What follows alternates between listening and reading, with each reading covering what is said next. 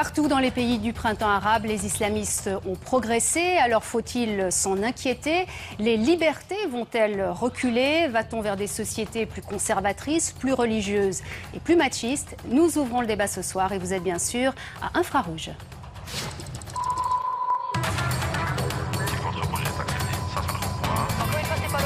En quelques mots, là, vous êtes en train de faire quoi?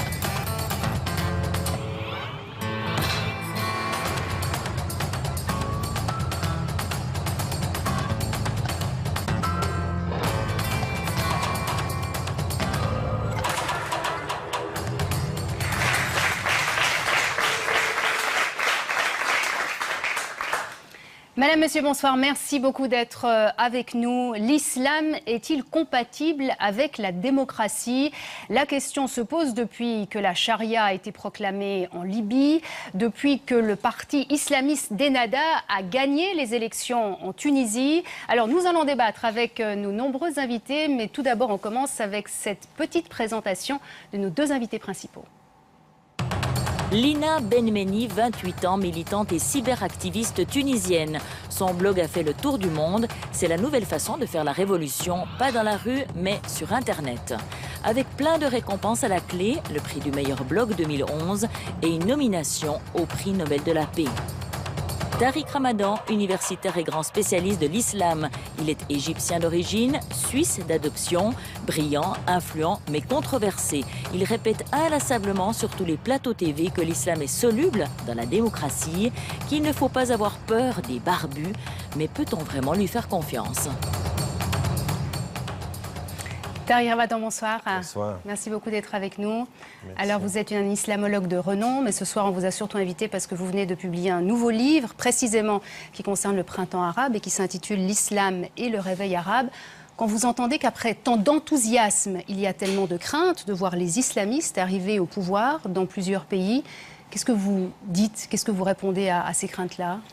D'abord, je les entends et je les comprends, mais je pense qu'avant même d'avoir une crainte sur qui va prendre le pouvoir, il faut déjà avoir une analyse un tout petit peu moins idéalisée, moins enthousiaste de tout le phénomène. Aujourd'hui, il faut être très vigilant. Trop idéaliste. Oui, d'une certaine façon. Non, on a soutenu des peuples et il fallait les soutenir, il fallait être du côté des peuples. Maintenant, il faut se rendre compte que les situations sont complexes, que ces révolutions, comme on les a appelées, moi je ne les appelle pas encore des révolutions, je les appelle des soulèvements. Ils ne viennent pas de nulle part, qu'il y a beaucoup d'intérêt en jeu. Je le dis au début du livre, les faits sont tout à fait troublants.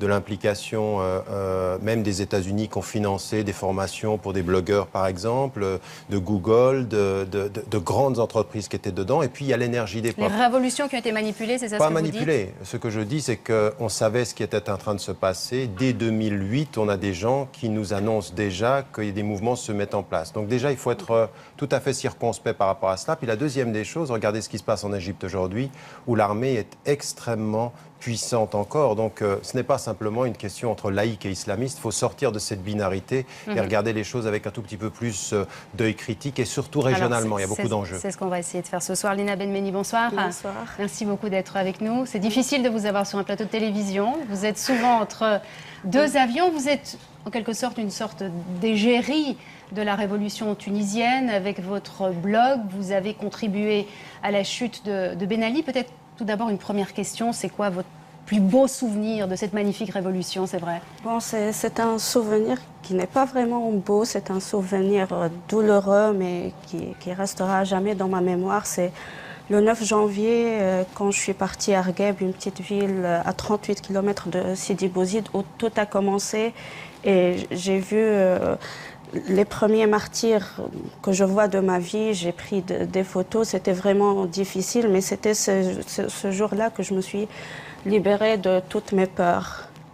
Voilà. Quand vous entendez Tariq Ramadan dire peut-être les blogueurs ont été manipulés, ou il y a la main de... C'est pas exactement ce que je dis. Je dis qu'il y avait des formations. Mais on le sait, c'est des faits, ça. Depuis 2004, ça s'est passé en Serbie, mais depuis 2004, il y a des financements. des blogueurs sont arrêtés en 2008 en Égypte. On sait ce qui est en train de se passer. Donc entre l'énergie populaire qui aujourd'hui s'ouvre à nous et qui est extraordinairement importante, et même des blogueurs, même Sami Gharbia qui est un Tunisien, met en évidence attention au financement, parce qu'il y a des financements de formation de blogueurs qu'il faut analyser pour ce qu'elles sont. Donc moi je tiens à dire que je suis une blogueuse qui n'a jamais eu de formation en mobilisation pacifique, où on ne m'a jamais appris mes slogans. Donc voilà, j'ai agi comme une citoyenne tunisienne. J'ai commencé à bloguer en 2007. Et voilà, j'ai pas eu ce genre de formation. Et d'ailleurs, la plupart des blogueurs avec qui je travaille ou avec qui je coordine pour quelques campagnes contre la censure ou pour soutenir pour les droits de l'homme, c'était des blogueurs qui n'ont jamais eu de formation. Donc voilà. Et le cas de la Tunisie est particulier, je dirais, parce que tout a commencé dans la rue. Je ne crois pas que Mohamed Bouazizi a reçu l'ordre pour s'immoler par le feu, qu'il a été manipulé. Donc, Mohamed Bouazizi s'est immolé par le feu le 17 décembre. Et les gens sont sortis dans la rue spontanément. On ne les a pas poussés à sortir dans la rue. Et donc, les blogueurs, les cyberdissidents ont suivi ça et ont reporté tout ça quand les médias traditionnels ne pouvaient pas le faire. Alors, Tariq Ramadan, quand on entend parler de la charia en Libye, de la polygamie aussi, il y a le spectre des talibans qui revient, il y a le spectre de l'Iran. Est-ce qu'on va vers ça dans ces pays-là ? Non, je pense qu'encore une fois, il faut regarder les choses pour ce qu'elles sont. Le cas de la Libye, de ce point de vue-là, est tout à fait particulier parce que, encore une fois, en Tunisie, il y a eu des élections qui ont été des élections ouvertes et on a Ennahda qui apparaît aujourd'hui comme le premier parti plébiscité par ceux qui ont participé aux élections et toute une grande majorité. En Libye, c'est une autre affaire et c'est pour la raison pour laquelle il ne faut pas qu'on mélange tout. Tous les pays ne se ressemblent pas. La Tunisie, ça n'est pas la Libye et la Libye, ça n'est pas l'Égypte.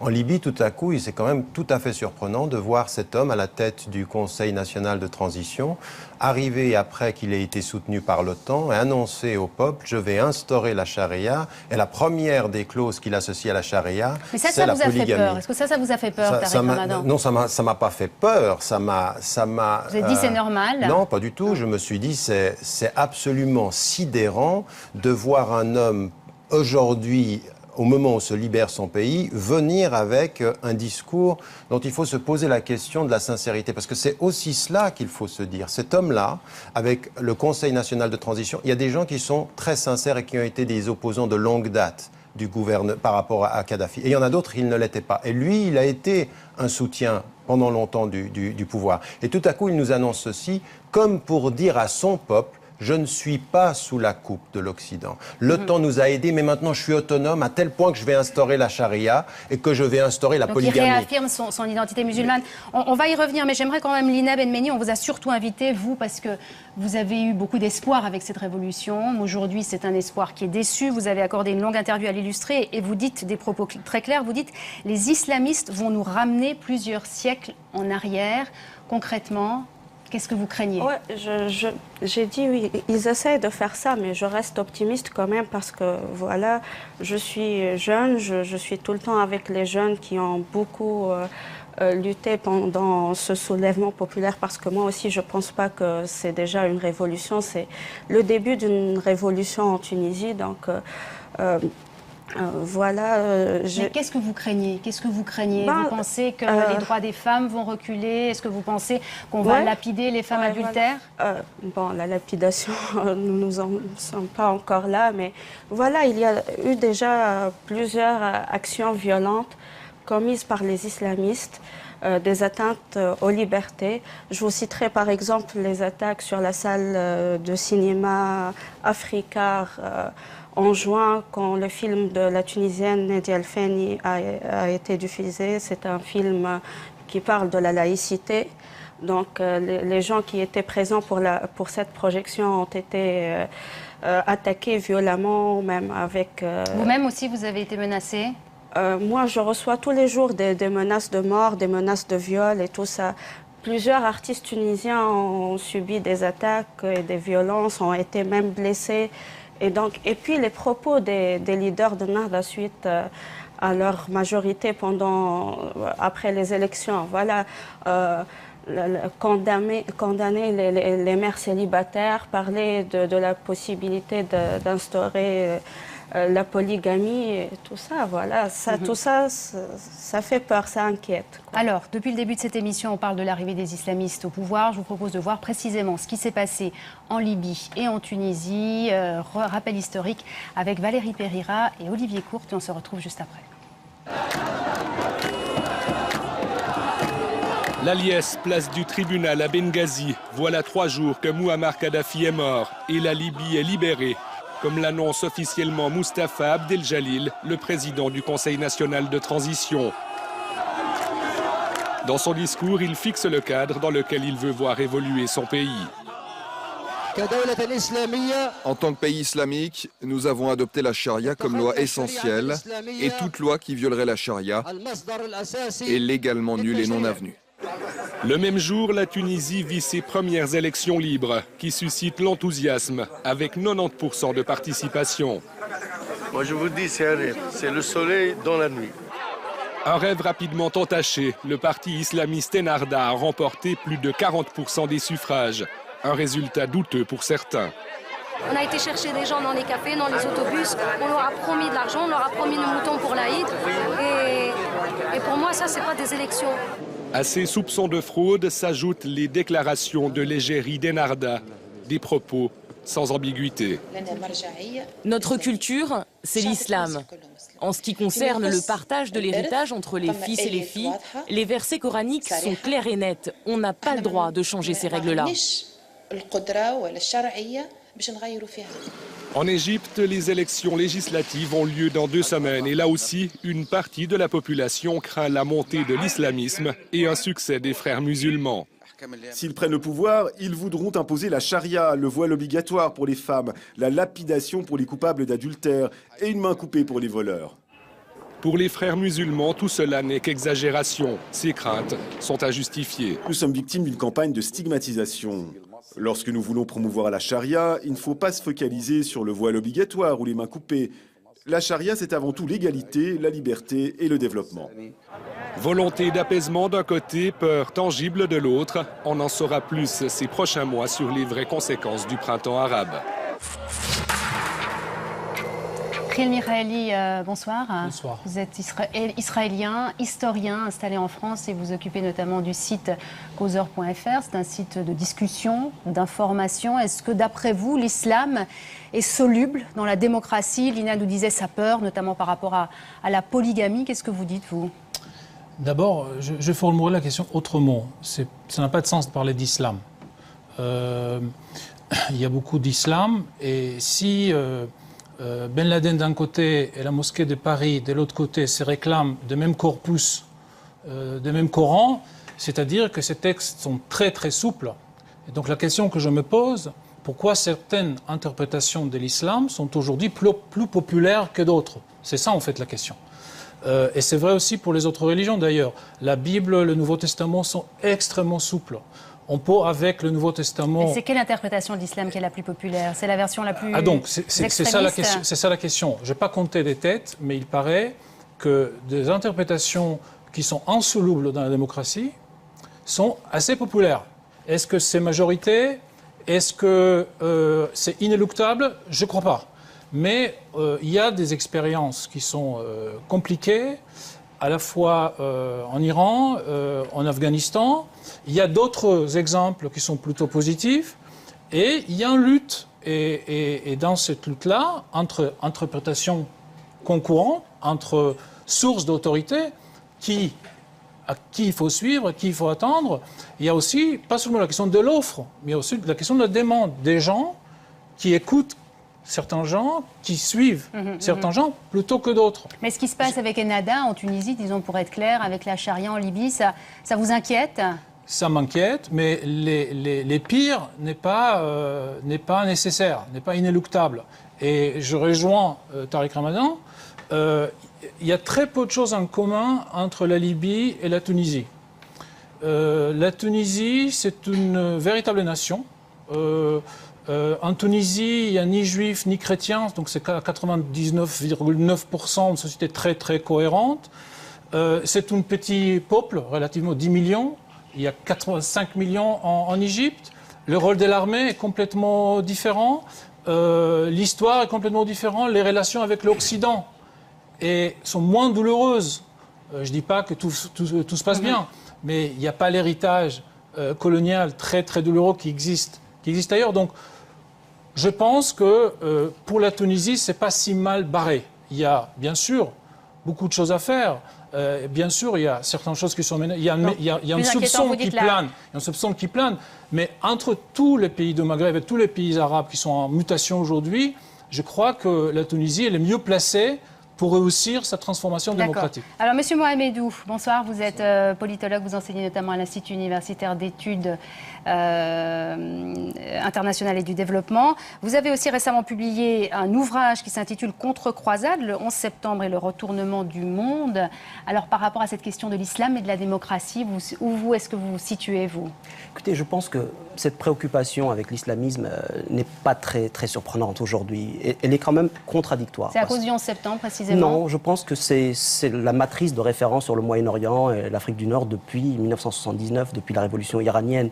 Mais je crois qu'il y a deux points essentiels. D'une part, c'est contradictoire dans l'immédiat, parce que souvenez-vous, il y a moins de 10 mois, c'est le printemps arabe, et le thème ambiant, c'est que le printemps arabe sonne le glas de l'islamisme. On nous parle de la défaite, on nous parle même de post-islamisme. Il y a tout un débat qui a lieu autour de ça. Et aujourd'hui, la discussion est concernant la victoire des islamistes dans ces élections et probablement une situation assez semblable en Égypte et à la fin du mois, il y aura des Yémen, élections. En Syrie, etc. Donc il y a quand même une contradiction dans l'immédiat. Au-delà de ça, il y a un problème par rapport à la répétitivité de ceci. C'est-à-dire qu'en 91, on nous annonce la fin de l'islamisme avant que le Front islamique du salut ne remporte les législatives en Algérie. 2001, l'AKP en Turquie, la même chose. 2006, plus ou moins la même situation avec Hamas. C'est-à-dire que chaque fois qu'il y a une élection, on s'inquiète de l'avancée de l'islamisme. Le problème essentiel, c'est d'abord de faire la part des choses. Je rejoins tout ce qui a été dit à propos de la différence des cas. Et il faut vraiment introduire non seulement de la nuance, mais de l'intelligence par rapport à toutes ces situations. Mais en plus de ceci, vous avez une victoire électorale qui est, somme toute, assez légitime. C'est-à-dire que nous avons quand même suffisamment d'observateurs. On a vu les images et les commentaires que vous avez montrés. Mais de manière générale, on doit se féliciter de ce qui s'est passé en Tunisie. Les derniers mois, le processus en Tunisie avance assez positivement. En Égypte, la chose est plus complexe à cause précisément du rôle de l'armée, effectivement, qui pilote. Alors c'est vrai qu'en Libye, pour l'instant, il n'y a pas eu d'élection. En Égypte non plus, il y en aura à la fin du mois. C'est vrai que dans le fond, le seul pays, les seuls citoyens à avoir voté, c'est vos concitoyens, les Tunisiens. Il y a un processus légitime. Est-ce qu'il ne faut pas respecter ce processus démocratique? Moi, je respecte ce processus. Donc, vous pensez qu'il a été manipulé? Oui. D'ailleurs, moi, je n'ai pas voté, j'ai boycotté ces élections parce que j'ai senti la manipulation. Mon problème, ce n'était pas par rapport aux islamistes, c'était par rapport aux RCDistes, les gens qui faisaient partie donc le parti de Ben Ali. Mais Lina Benbeni, vous comprenez que quand on a été révolutionnaire, quand on incarne cette révolution, quand on est le visage de la révolution tunisienne, ça peut choquer peut-être d'entendre dire qu'on n'a pas voté. J'ai beaucoup parlé de ce sujet dans plusieurs débats, notamment à la télévision. Moi, je considère que cette révolution vient de commencer. Je ne peux pas parler de transition démocratique tant que la coupure avec le passé ne s'est pas faite. Et ce n'est pas à travers ces élections que la coupure pouvait se faire. C'est mon avis personnel. Ramadan. Oui, moi j'aimerais. Bon, je le conçois que depuis là où nous sommes, nous vivions avec des symboles, mais il faut quand même les pondérer et les modérer un tout petit peu. L'égérie de la révolution est extrêmement contestée en Tunisie. Ça n'est pas parce qu'on en a fait quelqu'un de grand ici en Occident qu'elle a... dit ça tout à fait. Et donc moi je salue. Ouais. Non, mais je salue parce qu'il faut le faire. Ouais, il faut là très clairement saluer votre courage et votre engagement. Et là-dessus, il n'y a pas de doute. Mais finalement, dire elle est le symbole de tout ceci, c'est quelque chose... Un des symboles nominés au prix Nobel de la paix. Le prix Nobel de la paix, Obama aussi a été nominé. Il l'a même gagné. Ça ne veut rien dire. Donc en l'occurrence, moi, ce qui m'intéresse de ce point de vue-là, c'est qu'on modère les choses parce que vous avez fait partie d'un mouvement. Vous avez vous-même dit, je n'ai pas suivi de formation, mais vous n'êtes pas représentatif de tous les blogueurs dont énormément ont suivi des formations en Tunisie, il faut quand même le savoir. Et donc, de ce point de vue-là, il faut modérer les symboles et en venir aux réalités. La façon dont vous présentez les choses, si je peux me permettre, et c'est pour ça que je suis un tout petit peu critique, cette espèce de polarisation, est-ce qu'il faut avoir peur de l'islamisme? Et ce serait la seule question qui... Quand on regarde notre site infrarouge.ch, en tout cas, les avis sont assez polarisés. D'accord, mais c'est ça le problème. Le problème, c'est qu'on voit avec l'œil de est-ce qu'ils vont être démocrates ou pas. Souvenez-vous, il y a 10 ans, on disait d'Erdogan, c'est un islamiste, et il est en train de prouver qu'il est plus démocrate que beaucoup de démocrates en Turquie. Ce n'est pas le cas pour nos islamistes en Tunisie. Ils ont déjà commencé ce que j'aimerais vous dire simplement, c'est que vous n'êtes pas représentatif du mouvement populaire tunisien, et moi, là où je suis d'accord avec vous, c'est qu'il faut rester vigilant. Mais vous devez aussi dire avec force qu'un processus démocratique qui a fait que des gens sont élus, ils ont été élus, maintenant il faudra les juger sur pièce. Mais cette espèce de diabolisation qui continue en Occident, avec cette espèce d'aveuglement très francophone, je suis désolé, en France, on a raté le coche de la Tunisie. On n'a pas compris ce qui se passait. Les Américains sont bien plus en avance et bien plus en relation. Donc moi, ce qui m'intéresse aujourd'hui dans ce débat-là, c'est de dire, est-ce que c'est ça la vraie question? Est-ce que la vraie question, c'est la polarisation entre les islamistes et les laïcs, ou les vrais processus démocratiques d'enseignement et du droit des femmes? Parce que réduire ceci au retour de la polygamie, excusez-moi, c'est quand même plus complexe que ça, ce qui se passe dans le monde arabe. Ce sont les leaders de Nahda qui entrent dans ces débats, malheureusement. Non, vous aussi, vous y êtes. Moi, je réponds par rapport à ce qu'ils disent. Je critique ce qu'ils disent. Nina Benmeni, vous allez encore plus loin. Vous dites rien n'a changé. Vous avez déclaré dans un journal la violence policière, la torture, les restrictions de la liberté de la presse, tout cela continue. Des rumeurs sans cesse lancées pour entretenir un climat de terreur. Et c'est pour cela que je n'ai pas voté d'ailleurs. Alors, moi j'ai une question, dans le fond, à quoi ça servait de faire la révolution? Est-ce que vous ne regrettez pas aujourd'hui? On a réussi à casser la barrière de la peur. Les Tunisiens restent vigilants par rapport à ce qui se passe en Tunisie. Donc, moi je pense que l'avance prise par les islamistes pendant les élections a plusieurs explications, comme ce qu'on a vu dans le reportage. Voilà. Ils sont présents partout, ils se rapprochent des gens, ils donnent de l'argent. Voilà, je dirais qu'ils ont un double discours, mais non, un triple discours. Un discours officiel pour les médias, le discours de la modération, un discours pour les réunions restreintes et un autre discours dans les mosquées et avec le peuple.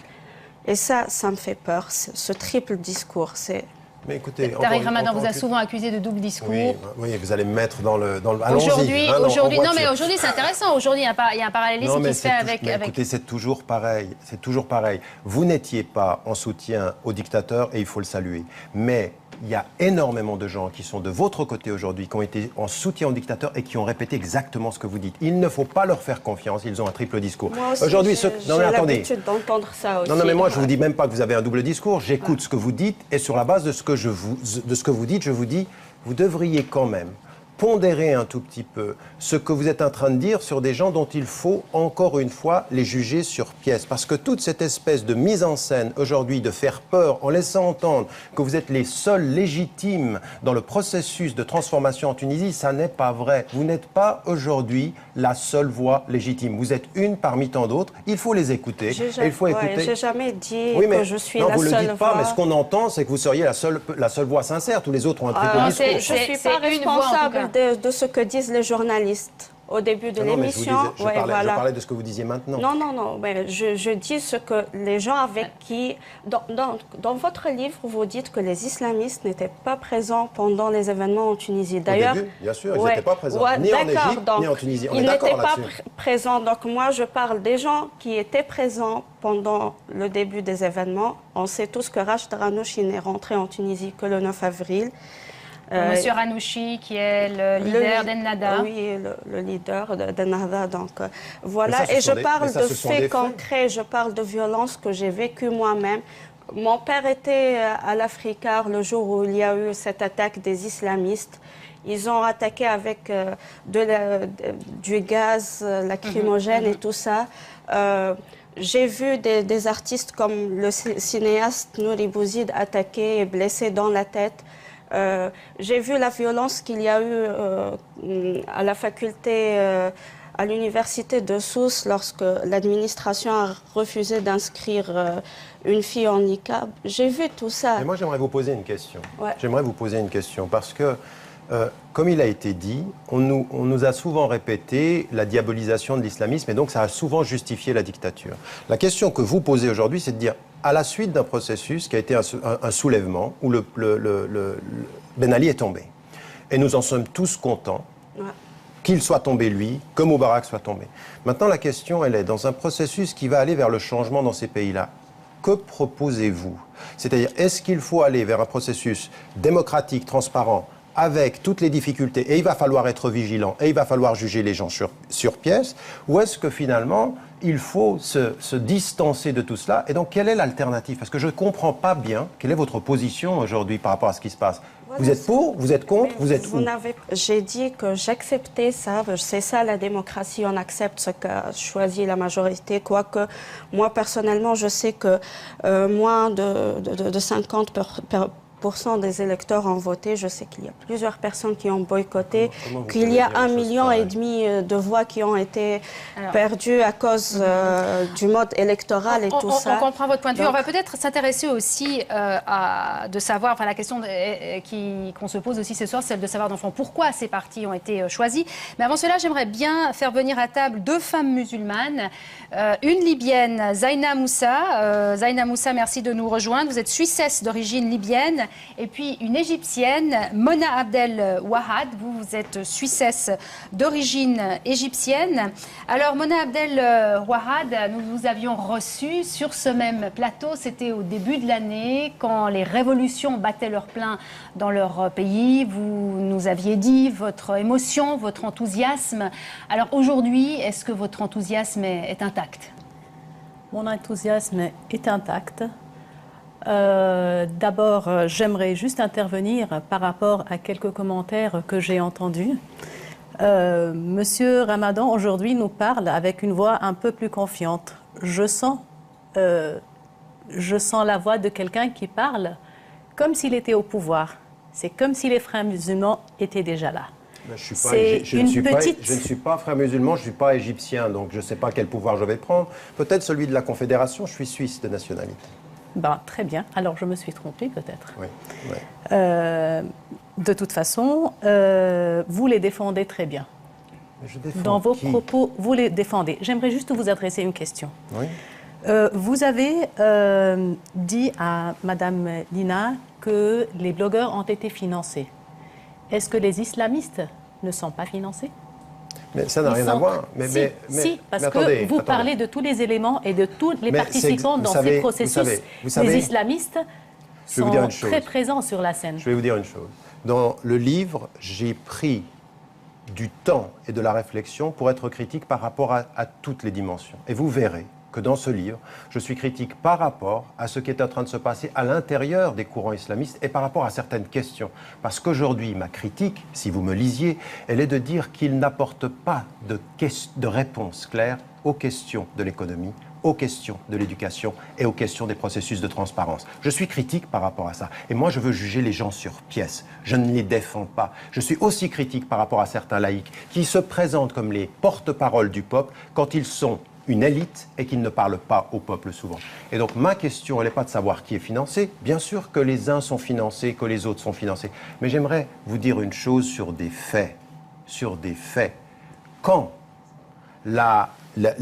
des formations sont données depuis 2004 à des blogueurs et que l'on sait et que certains de l'intérieur sont en train de dire attention, que les Américains sont en train de préparer l'après Ben Ali et l'après Moubarak, il faut l'entendre. Est-ce que ça veut dire que tout est manipulé? Non. Est-ce que ça veut dire qu'il y a une préparation au changement? Oui. Et vous savez pourquoi? Pas pour des raisons politiques. Parce que la Chine, parce que la Russie, parce que l'Afrique du Sud, parce que la Turquie sont en train d'intervenir sur le terrain. Dans les 10 dernières années, la Chine a multiplié par 7 ses relations économiques avec la région. Les États-Unis et l'Europe étaient en perte de vitesse dans la région. Il fallait changer. Il faut avoir une lecture autre que politique. politique. Il y a des considérations économiques majeures. C'est de ça dont je parle. Arrêtez de me dire je suis en train de soutenir les uns et les autres. Je soutiens personne. Je fais des analyses, c'est tout. Nous sommes donc entièrement d'accord. Mais vous avez attaqué la blogueuse en disant qu'elle se porte comme la porte-parole, que les blogueurs ont été financés. Vous ne parlez que du financement des blogueurs. Maintenant, vous m'avez expliqué les choses. Abdelwahad, vos craintes à vous, ce sont lesquelles en tant que femme égyptienne? Vous craignez le retour des barbus, une société plus machiste, une société plus religieuse, une société plus conservatrice? C'est ça vos craintes à vous? L'ingérence extérieure. Les événements sont manipulés de tout bord. Je suis absolument d'accord. Les éclaircissements qu'il m'a donnés sont parfaits parce que moi, je pense que le problème est économique. Ce n'est pas un problème politique. Les problèmes et les manipulations en Égypte sont dus à la faim et à la pauvreté, tout simplement. C'est vrai aussi, mais j'ajouterais une chose qui est aussi vraie en Tunisie, qui est très très vraie en Libye, le rôle des armées. L'armée égyptienne aujourd'hui est en train de tenir le pays d'une façon extrêmement dangereuse. Et donc il faut, de ce point de vue-là, c'est aussi le cas en Syrie, il faut observer ces réalités-là.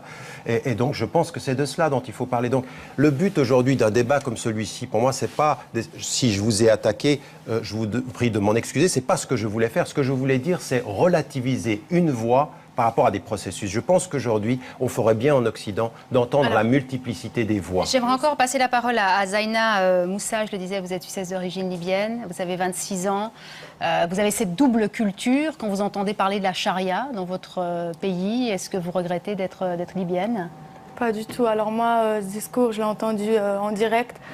Je vivais ces moments d'émotion malheureusement éloignés. J'aurais voulu être sur place pour célébrer avec... Votre père, il faut le rappeler, a fait la révolution aux côtés des révolutionnaires du CNT. Alors mon père a eu la chance d'être sur place lors de ces événements qui étaient d'une grande joie pour nous.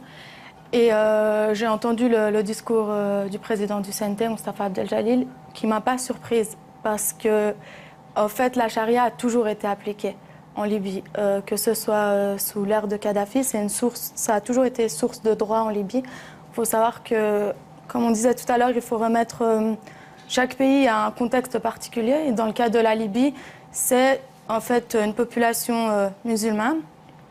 On n'a pas de minorité religieuse. Et un islam modéré, mais traditionnaliste, on va dire. Et c'était pas du tout, en fait, un discours qui marquait une rupture ou qui était choquant pour les Libyens, parce que la polygamie a toujours été pratiquée, mais de manière, on va dire, pas en grand nombre, mais c'était pas un discours, moi, c'est pas un discours qui m'effraie en tant que jeune suisse-libyenne. Khil Mikhaeli, une réponse peut-être? Ça vous satisfait, cet islam modéré, même quand on dit... Je ne suis pas là pour être satisfait ou pas. Je suis observateur. Et non, mais vous avez un point de vue. C'est quoi votre point de vue? Je ne l'ai pas encore tout à fait compris. Oui. Donc, ce que je veux dire, c'est là, je peux apporter quelque chose peut-être... la même question se pose en Israël. En Israël, la halakha, qui est la charia de juifs, est parmi les sources, c'est pas le seul, mais c'est parmi les sources qui inspire la législation et aussi les décisions de la Cour suprême. Donc, je connais une démocratie libérale qui n'est pas à la française ni à l'américaine. Donc, il y a un champ, je crois que pour les musulmans, l'exemple, au-delà des conflits et de la solidarité avec les Palestiniens, je crois que l'exemple israélien où il y a une religion qui est plus proche de l'islam que le christianisme et qui a à peu près la même histoire de souveraineté, c'est-à-dire un roi qui est un calife, donc un roi qui est à la fois temporel et spirituel, avec les mêmes problèmes aujourd'hui, comment gérer ces 12 sphères. En Occident, ça a été coupé. Il y a les sphères politiques, il y a les sphères religieuses, et les deux ne doivent pas se toucher. Ce qu'on appelle la laïcité. En Moyen-Orient, dans les décennies à venir, cela est impossible. Il faut inventer quelque chose. Voilà, il faut inventer quelque chose. Alors, ça peut aller vers l'Iran, vers les talibans, mais ça peut aussi aller vers la Turquie, l'Albanie, le Kosovo, etc. Il y a plusieurs exemples. Monsieur Mohamedou. Oui, je crois qu'il faut on est forcé de renouveler un petit peu notre vision, notre matrice avec ces révolutions. Mais ça ne convainc pas ce discours, ça ne convainc pas Ça ne convainc pas peut-être parce qu'on a toujours la même vision qu'on réchauffe à chaque fois, c'est-à-dire on peut se perdre en discussion théologique sur ces questions. Pour moi, le problème, la discussion religieuse est un faux problème. Il y a des transitions qui sont en cours, en Tunisie, en Égypte, ils avancent, cas un, cas un. Ce qu'on a appris des transitions ailleurs, en Europe de l'Est, en Amérique latine, c'est que ça prend beaucoup de temps, c'est difficile, c'est une mutation sociétale c'est l'institutionnalisation de l'incertitude. C'est-à-dire les élections, il n'y a pas de garantie de résultat. Et c'est un combat entre les Tunisiens à partir du moment que deux choses importantes sont clés. Un, une rupture avec le passé. Il ne faut pas craindre ni l'Iran, ni il ne faut pas sombrer dans l'alarmisme qui est effectivement perpétué. Là, je rejoins ce qui a été dit à partir de là. Effectivement. Deuxièmement, il faut une rupture, comme je dis, avec le passé, l'autoritarisme de Ben Ali, l'autoritarisme de Moubarak, et il faut surtout qu'il y ait des précédents d'élections qui se passent dans la normalité. Mais je voudrais revenir sur la Libye, parce qu'effectivement, les choses sont très différentes. Je partage l'enthousiasme de ce qui s'est passé, personne ne regrette Kadhafi. Néanmoins, il y a dans ce débat autant de géopolitique, si vous voulez, que de religion. C'est-à-dire qu'autour de la Libye, de ce qui s'est passé, c'est-à-dire qu'on passe des révolutions qui autoproduites localement à une situation qui se transforme d'abord en un conflit armé et puis une intervention humanitaire, mais une intervention tout de même. Là, je crois que ce qu'on a en Libye, à moins qu'il y ait rapidement la mise en place d'un pouvoir central fort et légitime qui va pouvoir amener les Libyens à prendre des décisions électorales comme les Tunisiens les ont pris, les Égyptiens vont les prendre dans quelques semaines, à moins qu'on ait une transition qui commence, on a le spectre d'une irakisation de la Libye, avec tout ce terrorisme qui est au Sahel, avec ces armements qu'on voit, avec ces combats entre les milices, avec, si vous voulez, un terreau qui n'a pas eu la société civile qu'on a vu en Tunisie et en Égypte. Donc il y a effectivement un potentiel. Je ne pense pas qu'il faut sombrer dans le fatalisme que je critiquais il y a un instant par rapport à l'islamisme. Néanmoins, il faut en prendre acte et essayer de se prévenir par rapport à ça. Le CNT est un acteur, mais il y a d'autres acteurs. Là, pour le coup, il y a des islamistes qui ont un passé beaucoup plus radical.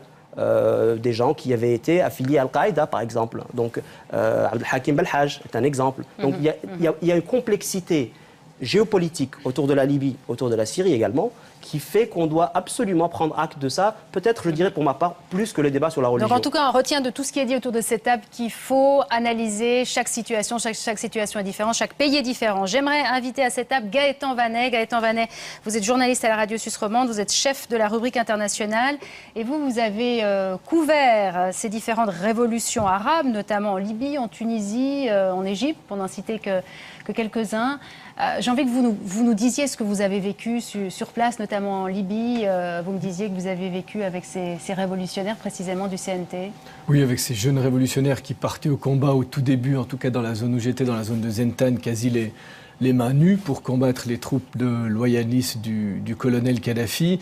Et ça, c'est juste une seule image. Ils allaient carrément courir après les chars, je disais, avec des couteaux ou quoi que ce soit, dans une espèce de guérilla assez impressionnante pour tenter de rééquilibrer les forces. Et ça me ramène à ce qui était dit au tout début du débat, où on est vraiment sur le terrain, quand on disait qu'il y avait des interventions extérieures, notamment pour les blogueurs en Tunisie, etc. Alors effectivement, sans doute, mais ce que j'ai constaté dans tous ces pays où je suis allé, et aussi où on le constate encore en Syrie, d'où je reviens, c'est qu'il y a quand même un espèce, j'allais dire, d'enthousiasme, de volonté populaire, notamment de la jeunesse, de faire ces soulèvements ou ces révolutions, appelez-les comme vous voulez, et que ça, à mon avis, ne peut pas être manipulé. Il y a trop de risques, il y a trop de volonté, il y a trop d'enthousiasme. Vous faisiez allusion à la Serbie, je peux faire allusion à l'Ukraine aussi, où il y avait des dizaines, des centaines de milliers de gens dans la rue par moins 10, moins 15, moins 20 degrés. On disait ce sont les Russes, c'est l'Occident qui les a payés. On peut en payer 10 000, on peut en payer 20 000, on ne peut pas payer 1 million de personnes.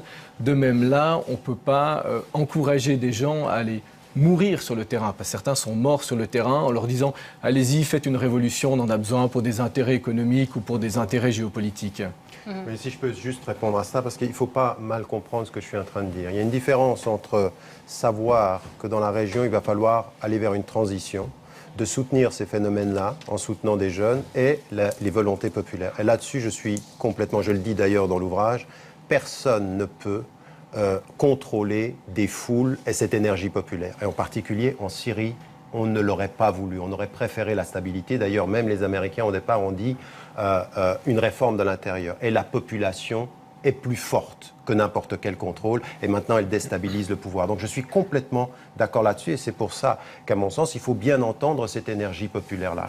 Et en même temps que je dis ceci, je dis que pour l'avenir, si nous sommes sérieux avec les questions de ces soulèvements qu'on a envie de voir devenir des révolutions, qu'il y ait des vrais changements, et c'est ça qui m'intéresse aujourd'hui, eh bien, il faudrait qu'on sorte, et là je suis complètement d'accord avec nos vieilles grilles de lecture, et qu'aujourd'hui on se pose les vraies questions. La vraie question aujourd'hui, c'est que vous n'aurez pas dans le monde arabe de véritables processus démocratiques qui iront jusqu'au bout si nous n'entrons pas dans une vraie question de stabilité économique dans la région. Et non pas le discours d'Obama qui dit « nous soutenons votre démocratie, mais nous tenons les rênes de la bourse avec le Fonds monétaire international, la Banque mondiale ». C'est ça les vraies questions. Le reste, c'est de l'alarmisme, c'est déplacer le débat sur une polarisation et oublier les vrais enjeux économique et géostratégique. Toute la question du Niger, de la Libye, avec le sud de l'Afrique, avec les nouveaux gisements pétroliers qu'on a trouvés dans la région, c'est de ça dont il faut parler. Et arrêter de nous diaboliser les uns et les autres. C'est de ça dont je veux parler surtout. Gaëtan Vanet, une réponse. Vous êtes d'accord avec cette analyse? Vous, qui, je le précise, avez reçu le prix Jean Dumur, tout récemment. Oui, je suis entièrement d'accord, notamment parce que ce qu'il dit là aussi sur la diversité des gens, des points de vue, des religions aussi que j'ai croisées dans les comités d'organisation des manifestations ou des combats, que ce soit de nouveau en Libye ou en Syrie. En Syrie, il y a des chrétiens, par exemple à Hama, qui font partie des comités d'organisation des manifestations. Alors certains diront effectivement c'est une minorité ou autre, etc. Néanmoins, il y a cette volonté justement de casser ces clivages, et peut-être que je retrouvais justement dans les différentes organisations et dans les différents lieux dans lesquels je suis allé, avec cette volonté d'ailleurs aussi économique. C'était un des avenirs qu'ils cherchaient, c'était une équité économique. Mais là, je me demande si on ne se heurte pas, d'ailleurs c'est une question ouverte à la table, un conflit de génération aussi. Parce qu'une grande partie des gens que j'ai vus, que j'ai rencontrés, avec lesquels j'ai discuté, que j'ai interviewés, étaient beaucoup des jeunes, ceux qui allaient manifester, qui allaient dans la rue. Les blogueurs aussi. Les blogueurs aussi, les blogueuses. Et ces gens-là étaient des jeunes. Et ensuite, on a tout le discours, un peu celui qu'on a autour de cette table. Et bien, regardez la moyenne d'âge, excusez-moi messieurs, merci. Elle est assez élevée. Et je me demande si on ne retrouve pas ce problème de génération entre ce qui veut être fait par les uns, par les jeunes et par les anciens. Choc des générations, c'est vrai, quand on vous regarde, entre vous et Tariq, il y en a un qui est plus jeune que l'autre, en tout cas. Ouais, c'est gentil. Je tenais à dire que les blogueurs ne travaillent pas seulement derrière leur écran. Les blogueurs se déplacent sur le terrain, prennent les photos sur le terrain. Les blogueurs ont manifesté en Tunisie. Voilà. Cependant, en ce qui concerne la stabilité... Je rappelle le nom de votre blog, c'est A Tunisian Girl, donc une fille tunisienne. Ouais. Et concernant la question de la stabilité économique, c'est ce que nous attendons de nos représentants à l'Assemblée constituante. C'est le débat que nous voulons maintenant en Tunisie. Mais le problème, c'est que ces nouveaux représentants des Tunisiens ne parlent pas de ça, ils parlent d'instaurer le califat. Mais là-dessus, je vous suis complètement. Oui, mais attendez, je vous suis complètement dans ce débat aujourd'hui. C'est que même dans cette polarisation, même un certain type de mouvement, et les islamistes, ce qui les intéresse, c'est la structure étatique. Et ils sont là, ils essayent en permanence de rassurer en disant « mais non, on est modéré, on est ouvert ». Et ils n'apportent pas forcément de solutions sur des questions économiques, sur des questions culturelles et éducatives. Ce que je mets en évidence dans le livre. Et là-dessus, je suis d'accord.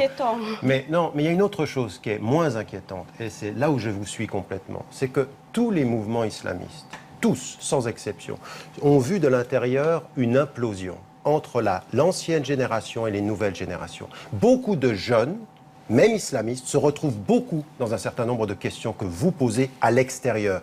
Et là, c'est ça qu'on a rencontré. On a rencontré des jeunes. Je veux dire, même les frères musulmans, ils ont éclaté en 5 mouvements en Égypte. Ils ont complètement éclaté, ils ont implosé. Pourquoi? Parce que des jeunes disent, mais on ne peut pas continuer le discours que vous nous tenez d'une structure étatique qui ne répond pas aux vraies questions de la société. Vous dites les frères musulmans ont changé, Tariq Ramadan, c'est ça ce que vous dites? Non, ce que je dis, c'est que le leadership n'a pas toujours changé, mais la jeune génération, le conflit de génération aujourd'hui dans le monde arabe est l'une des données majeures de ce qui va se passer dans l'avenir. Une réponse peut-être, Mona Abdelwahad. Oui, je suis tout à fait d'accord. Le conflit des générations existe et j'allais justement parler des frères musulmans. Ce conflit existe entre la jeune génération des frères musulmans et l'ancienne garde. Mais j'aimerais parler aussi du conflit des générations et la présence et le mouvement des jeunes. Les jeunes ont fait preuve d'une naïveté politique. On doit l'admettre. L'échec en Égypte, on est allé offrir la révolution à l'armée, un cadeau sur un plateau en argent, et regardons maintenant qu'est-ce qu'on reçoit. Personne ne le sait. Personne ne le sait, tout est opaque, tout est fermé. Je cite un petit exemple, les élections des Égyptiens à l'étranger. On s'est débattu pour pouvoir avoir un droit de vote. Il y a à peine 3 jours, on nous a permis de nous enregistrer en ligne, mais tout est opaque. Nous ne savons absolument rien, ni les voix seront décomptées comment, ou qui va le faire, y aura-t-il des organes de surveillance? Absolument rien. Et tout le monde est réticent de participer. On ne sait pas nos voix vont être utilisées pour quel objectif, nos renseignements personnels vont aller entre les mains de qui. Mais ça me ramène juste à une question que vous m'aviez posée, quelles sont mes craintes? Mes craintes, c'est que tout le monde baisse les bras, que tout le monde ait peur de ces islamistes, de ces salafistes financés. On parle de 5 milliards de financement en Égypte pendant les 6 derniers mois. Il ne faut pas avoir peur, il faut aller voter. Vous abstenir de donner votre voix, c'est une erreur. C'est une erreur parce que vous baissez les bras. Non, pourquoi on vous a posé la question, pourquoi vous faites la révolution si vous refusez de donner votre voix? L'abstention n'est pas une solution. Vous n'êtes pas dans une vraie démocratie comme en Europe où l'abstention a sa valeur. Dans nos pays, l'abstention, tant mieux, une voix de moins. Non. Alors, une réponse. Je ne regrette pas parce que, comme je l'ai déjà dit, moi, je suis toujours mes principes. Je n'ai pas voté, ce n'était pas à cause des islamistes, c'était à cause des RCDistes. L'ancien parti de Ben Ali. J'ai fait le sit-in de la Casbah avec les jeunes qui ont demandé les élections de l'Assemblée constituante. Et l'une de nos demandes, c'était de poursuivre en justice les RCDistes, alors que pendant les élections, il y avait au moins 50 partis reconstitués du RCD qui se présentaient. Voter dans ces élections, c'est leur donner de la légitimité. Et d'ailleurs, il y a 2 ou 3 listes qui seront reconstituées du RCD et qui seront comment voulez-vous les contrer si vous n'avez pas de voix dans le Parlement? Comment voulez-vous les contrer dans un système démocratique? Peut-être que Lina Benmeni votera une prochaine fois. Oui, rapidement. Les propos de Tariq Ramadan nous ramènent vers le corps de notre sujet.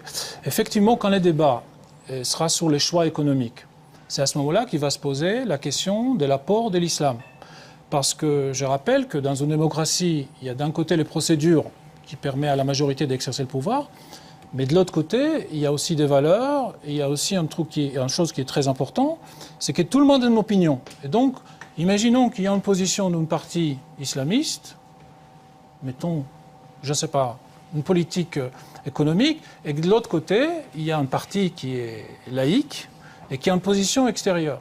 Est-ce que le parti islamiste va résister à la tentation de dire, dans un discours direct ou pas direct, ce qu'on dit en fait c'est dans le Coran, c'est-à-dire apporter cette arme atomique de discussion pour assommer l'adversaire avec une autorité. C'est ça le problème. C'est ça le problème. Est-ce qu'une position qui vient d'un homme religieux qui est docteur de l'islam, est-ce que ce qu'il dit dans les discours politiques est une opinion comme n'importe quelle autre, ou est-ce qu'il apporte quelque chose qui rend les débats complètement faux? Alors, Monsieur Mohamedou. Et c'est là que le jeu démocratique est particulièrement important, c'est-à-dire que l'instrumentalisation du fait religieux, il n'y a rien de nouveau là-dedans. Vous parliez tout à l'heure de christianisme, de judaïsme, c'est présent partout, des chrétiens démocrates. Je ne pense pas qu'on vient d'inventer quelque chose, mais j'ai dit que le véritable problème, et je parle en tant qu'Israélien, en Israël ça arrive tout le temps, il y a des partis religieux en Israël. Il y a tout le temps cette tentation. Oui, j'entends bien. Soit on le dit clairement, soit, puisque c'est un rabbin, les gens ne sont pas tous bac plus 15. Quand un rabbin dit quelque chose, ça a quand même une autre valeur que quelqu'un qui a un piercing dans l'œil. J'entends bien, mais je veux dire... oui, j'espère pas pour lui. Sur l'arcade sourcilière.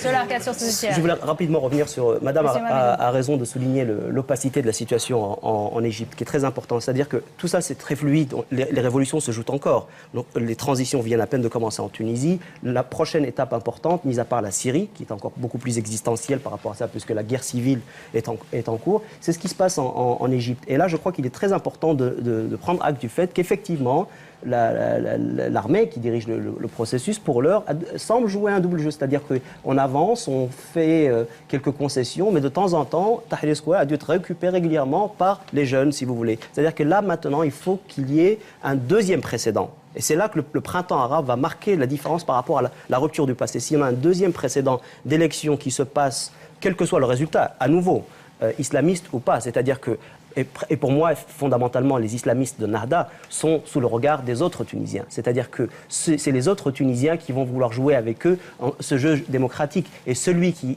gagnera démocratiquement, c'est lui qui... C'est-à-dire qu'il n'y a pas de garantie, fondamentalement. La seule garantie, c'est qu'il y aura une deuxième élection et qu'on peut rectifier le tir par rapport à ça. Donc, deuxième élection démocratique, c'est ça? C'est ça, voilà. Et d'où l'importance du précédent, j'insiste sur ça. Alors, en préparant cette émission, nous avons reçu beaucoup de messages sur notre site infrarouge.ch, je vous disais tout à l'heure, des messages très contrastés. Alors, je vous en livre quelques-uns. Tout d'abord, cet internaute qui nous dit « Cessons de stigmatiser les pays musulmans, car nous avons des croix et des cours de religion chrétienne dans nos écoles. » Deuxième message, lapider et discriminer, ce n'est pas nouveau. Toutes les religions l'ont fait. Ce qui est désolant, c'est que certaines le fassent encore en 2011. Et puis, dernier message qui est pour vous, Tariq Ramadan. Ramadan est un télévangéliste islamique des temps modernes avec une devise, islamiser la modernité et non pas moderniser l'islam. C'est une assez jolie formule. Est-ce que vous êtes d'accord avec ça? C'est une très très ancienne formule d'un livre. Il aurait fallu juste mettre des guillemets, c'est connu et c'est du réchauffé encore. J'ai pas le temps de répondre à ça et ça m'intéresse pas. Ce qui m'intéresse aujourd'hui, c'est que... Non, écoutez, moi je parle ici comme un citoyen suisse de confession musulmane qui vient d'Égypte et qui a envie de dire à ses concitoyens, écoutez, de deux choses l'une.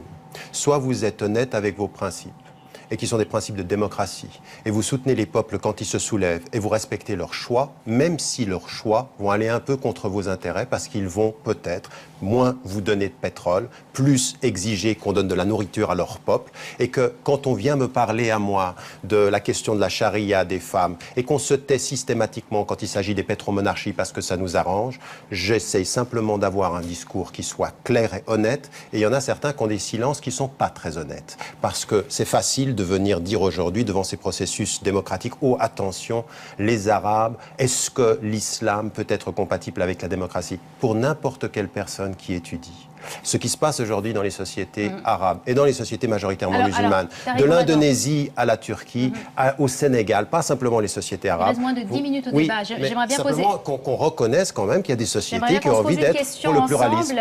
C'est dans le fond pourquoi les Tunisiens ont choisi Ennahda comme parti. Beaucoup disent on a choisi ce parti parce qu'il marquait la rupture, parce que c'était ces partis, précisément des partis islamistes, qui avaient beaucoup été persécutés sous Ben Ali. C'est aussi une réaffirmation de son identité musulmane. Est-ce qu'on peut aussi lire ce vote comme ça? Il y a plusieurs causes. Une, c'est vrai, ils ont été persécutés et torturés pendant longtemps. Une autre, c'est qu'ils veulent revenir à des principes qui sont ceux de la société, c'est-à-dire les références, et en même temps rester ouverts. Exactement la même chose. Après 60 ans de laïcité imposée en Turquie, eh ben c'est l'AKP qui vient au pouvoir. Pourquoi? Parce que des peuples vous disent on peut être moderne en restant nous-mêmes, mais laissez-nous être nous-mêmes au lieu de vouloir que l'on soit moderne à votre façon. Il faut qu'en Europe on entende ça, il faut qu'aux États-Unis on l'entende, et qu'aujourd'hui c'est une certaine légitimité. Et le discours de l'INA peut être extrêmement séduisant pour l'oreille occidentale, il est un discours parmi une dizaine d'autres, et les autres sont aussi légitimes que celui-ci. Alors on connaît le code du statut personnel en Tunisie, c'est un code qui existe depuis 1956, je crois, sous Bourguiba. Ce code est assez simple à comprendre. C'est qu'il décrète l'égalité entre hommes et femmes. Est-ce qu'aujourd'hui vous craignez qu'on touche à ça, qu'on touche aux droits des femmes? Oui, je m'inquiète par rapport à ça, surtout après certaines déclarations. Comme vous l'avez dit, ce code du statut personnel promulgué le 13 août 1956, oui, garantit l'égalité. Bon, ce n'est pas une égalité totale entre les hommes et les femmes parce qu'il y a toujours la question de l'héritage et plusieurs autres questions où il n'y a pas d'égalité. Mais voilà, j'ai peur quand M. Rachid Ranouchi déclare qu'il ne va pas interdire la polygamie ou qu'il va interdire l'adoption. Oui, je m'inquiète. Mais est-ce qu'il ne faut pas aller plus loin? Parce que le code, il a souvent été instrumentalisé pour montrer comment on avait évolué en Tunisie. Mais vous savez comme moi qu'en Tunisie, entre la loi que l'on avait prescrite et les habitudes et les attitudes des Tunisiens et des Tunisiennes, il y avait encore beaucoup de travail à faire pour que la femme ait le même statut, et en particulier sur les questions de l'emploi, même compétences, même salaire. Donc plutôt que d'avoir simplement peur de ce qu'ils peuvent faire, d'ailleurs eux ils annoncent qu'ils ne vont pas changer. Il faut les prendre à la lettre, et il faut voir ce qu'ils vont faire. Mais d'un autre côté, aujourd'hui, la question de la femme dans les sociétés majoritairement musulmanes ne se décrète pas par la loi seulement, elle se décrète par des processus éducatifs et d'engagement. Raison pour laquelle il faut saluer la présence de femmes dans les processus de soulèvement. Mais il faut aller plus loin simplement que de parler de structure et de loi. On avait de très belles lois, mais on continue à avoir de la discrimination vis-à-vis des femmes en Tunisie jusqu'à aujourd'hui. Oui, c'est ce que j'ai dit. L'égalité n'existe pas vraiment. Mais voilà. Pas simplement sur les questions d'héritage, sur les questions d'éducation, sur les questions de travail et de salaire. La question identitaire est très importante, oui. Voilà, par rapport. Mais ces textes garantissaient une certaine égalité. Oui, moi, la polygamie me dérange. La question de l'adoption me dérange. Que va-t-on faire de ces enfants si on va interdire l'adoption, aussi on va condamner les mères célibataires? Non, tout ça me dérange. Il y a eu des déclarations par rapport à ça. Je ne parle pas du néant. La question identitaire, vous disiez? Oui, c'est une dimension, on n'a pas beaucoup de temps, donc peut-être il vaut mieux l'aborder. L'islam joue aussi un rôle identitaire important. Peut-être moins en Tunisie, c'est moins évident, parce que comme je disais tout à l'heure, c'est une société sans autre, carrément. Mais en Égypte, par exemple, il se pose la question, est-ce qu'on peut être égyptien sans être musulman? Ce qui risque d'exclure de la communauté nationale 10% de la population. Et les nationalismes arabes... 10% de la population qui sont coptes, hein. Exactement. Ça fait 7 millions de personnes, le nationalisme arabe a été élaboré au 19e, 20e siècle, entre autres, pour dépasser ces dimensions-là, pour se trouver ensemble, entre chrétiens, juifs et musulmans, et plus tard chrétiens et arabes, quand les juifs sont disparus. Et donc, cette question-là revient aujourd'hui, et je crois que c'est une dimension très importante. C'est aussi un questionnement qui est très important en Syrie. Sur la place des minorités, vous dites la place des minorités. Sur le rôle de l'islam comme verrou identitaire de certaines identités nationales. Tariq Ramadan, est-ce qu'on peut être égyptien sans être musulman? Bien sûr, on peut être égyptien sans être musulman, on peut être copte, il y a des agnostiques. Les massacres des non, attention, coptes. Là, le processus de soulèvement a vu ensemble des coptes et des musulmans sur la place Tahrir, ils étaient ensemble.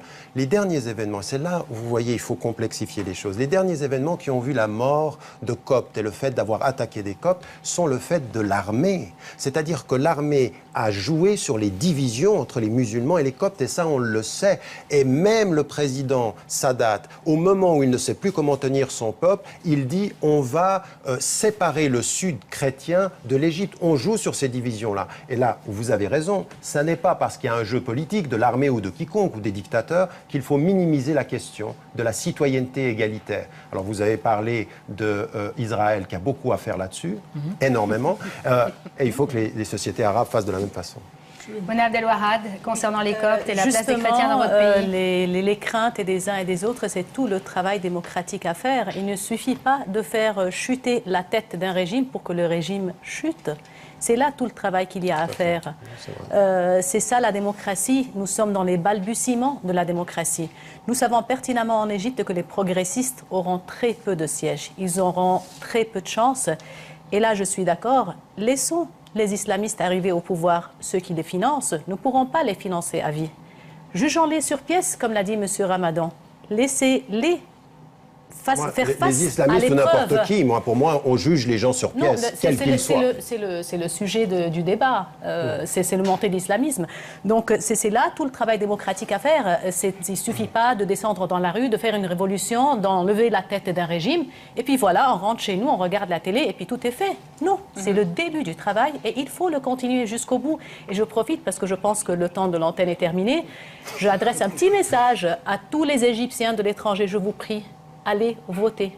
allez voter. On espère qu'ils entendront votre message. Monsieur Mohamedou? Oui, bon, sur la question du fait religieux, je crois que c'est important d'abord de pointer du doigt le fait que citoyenneté et piété ne sont pas antinomiques, et ça vaut pour toutes les religions, c'est très important. Mais vous posez la question centrale, c'est-à-dire pourquoi ces gens ont voté, et qu'est-ce qu'on voit aujourd'hui? La complexité de ce printemps arabe. Après 8 mois, nous avons 3 éléments qui sont clairement visibles. Un, plus de démocratie, clairement, c'est-à-dire qu'il y a vraiment un mouvement qui est régional et qui est historique, et qui imprime son empreinte sur tout le monde, des indignados jusqu'au Occupy Wall Street, c'est-à-dire une véritable transformation mondiale. Deuxièmement, plus de conservatisme, il faut en prendre acte, et ce n'est pas particulier à cet événement. Régulièrement, on le voit dans l'histoire des révolutions qui produisent justement ce genre de résultats, et plus problématique, plus de conflictualité. Et ça, c'est quelque chose qui peut poser problème sur le long. En Libye, on en a parlé, en Syrie, c'est le cas. La situation au Yémen n'est pas résolue, et d'autres théâtres dans lesquels, au Bahreïn, donc il y a cette conflictualité, et la dimension la plus problématique. Ce n'était pas notre sujet ce soir, mais je pense qu'il faut en prendre acte, puisque l'idée c'est de faire le point sur le printemps arabe. Alors le mot de la fin pour vous, Lina Benmeni, qu'est-ce que vous souhaitez pour votre pays, la Tunisie? Je souhaite qu'on réussira à avoir une vraie démocratie, qu'on aura cette stabilité économique. Je ne peux pas anticiper les choses, ça dépendra de plusieurs facteurs. Là, le peuple a choisi, je respecte le choix du peuple et je reste vigilante, observatrice et voilà. Et je précise encore qu'au-delà de votre blog, vous avez aussi publié un livre qui s'appelle Tunisian Girl, blogueuse pour un printemps arabe, qui est édité aux éditions Indigènes. Voilà, merci à vous tous d'avoir participé à ce débat. La semaine prochaine, nouveau débat d'actualité à Infrarouge. Tout autre débat, nous recevrons les 4 candidats socialistes à la succession de Micheline Calmiret. Merci de votre fidélité et à très bientôt.